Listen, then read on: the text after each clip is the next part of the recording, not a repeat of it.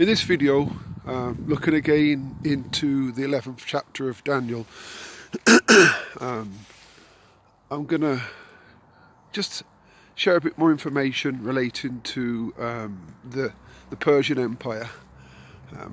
As was discussed in a previous video, in 539, the Medes and the Persians, as prophesied, came and took Babylon.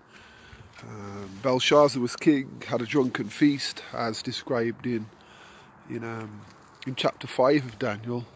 So from 539, the Medes and the Persians hold sway. Basically, eventually, the Medo-Persian Empire was just known as the Persian Empire. The reason why that period of Earth's history in relation to God's people is very significant is because it was prophesied that Cyrus would let the people go home after their 70 years of captivity, as mentioned in the introductory video, a prophecy given to us by the prophet Isaiah. In order for the city of Jerusalem to be rebuilt and the temple, there had to be 3 decrees. It was necessary that 3 decrees were written by 3 different Persian kings. The first, Cyrus, in 536. In 521 BC, Darius II Hystaspes, he signs a decree. And because of trouble, again, because there was trouble between Cyrus and Darius' decree, but trouble flares up again and a 3rd decree is necessary.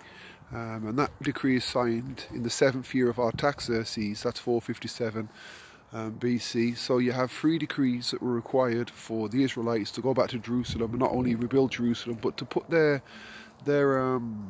economy back in place, an economy connected to the sanctuary and its services.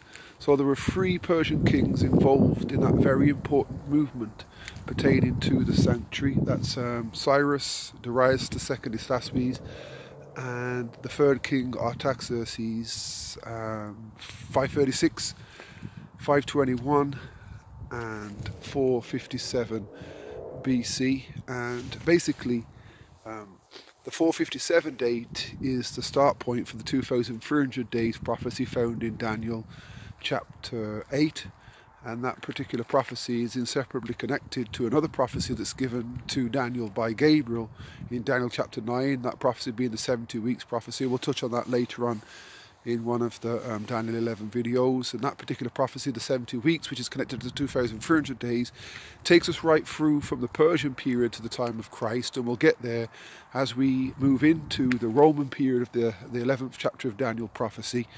So I thought I'd add that because it's very significant rather, and the significance of the 2,300 days as it pertains to the 70 weeks and Messiah will become more and more important as we go through the verses of Daniel 11.